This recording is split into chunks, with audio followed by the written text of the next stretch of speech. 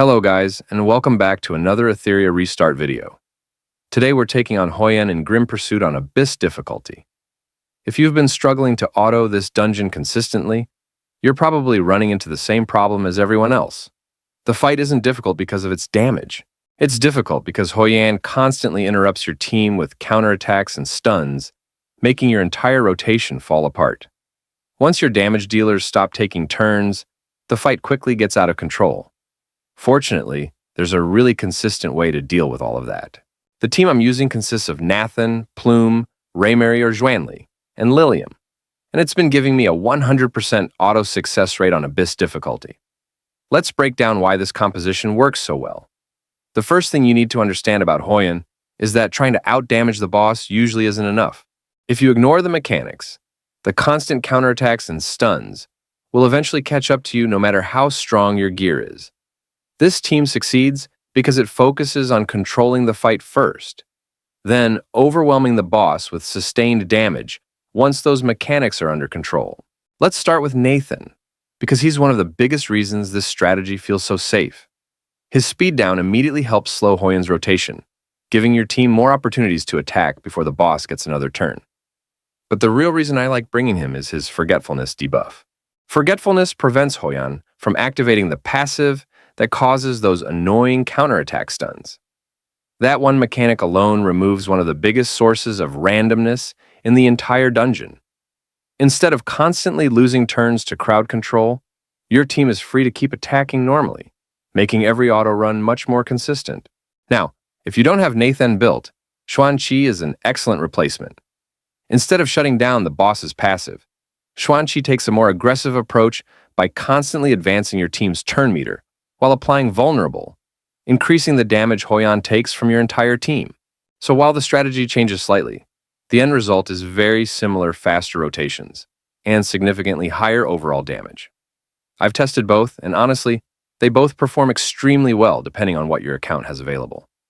Next up is Plume, and just like in several of my other dungeon teams, she's doing much more than simply applying Defense Break. Of course, keeping Defense Break active is incredibly important, because it dramatically increases the damage from your DPS characters. She also slows Hoyan even further with speed down, giving your team even more breathing room throughout the fight. Then there's her unique Curse Quill debuff. Every stack of Curse Quill increases the damage your allies deal, while also increasing their speed, allowing your entire team to rotate faster as the fight continues. That extra speed makes a noticeable difference during longer battles, because your damage dealers simply get more opportunities to attack. She also applies Weakness, reducing the damage your team receives and making the run much safer overall. When you combine all of those effects together, Plume ends up contributing far more than just a defense break. She's constantly increasing your damage while simultaneously making the fight easier to manage. For the next damage slot, I'm using either Raymery or Zhuanli. Both of them are fantastic options because they're damage dealers that continue scaling as the battle goes on.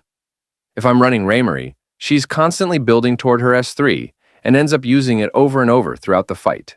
That repeated burst damage adds up incredibly quickly, especially once Defense Break and Curse Quill are active. If I'm using Zhuanli, the playstyle is a little different, but the damage is just as impressive. Her follow-up attacks trigger constantly, allowing her to keep applying pressure without relying entirely on normal skill rotations. Personally, I think both characters perform exceptionally well here, so it really comes down to whichever one you've invested in more. Finally, we have the star of the team, Lilium. She's my primary damage dealer, and for Hoyan specifically, I honestly think she's one of the strongest choices you can make. One of the biggest advantages she has is being naturally immune to stun.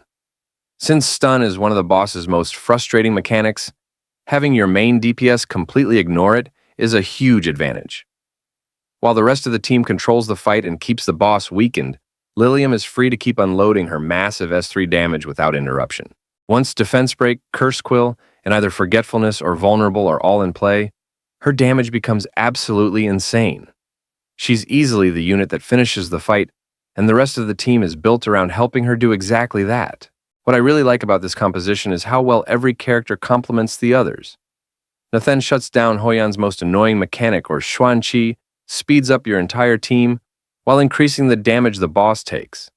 Plume amplifies everyone's damage while keeping the boss weakened throughout the fight.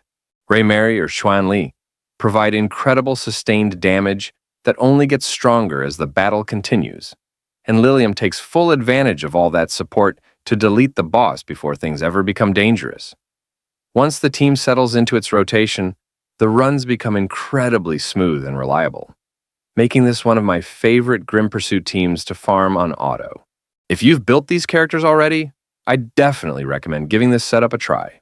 If this guide helped you out, don't forget to leave a like, subscribe for more Etheria Restart content, and I'll catch you guys in the next one.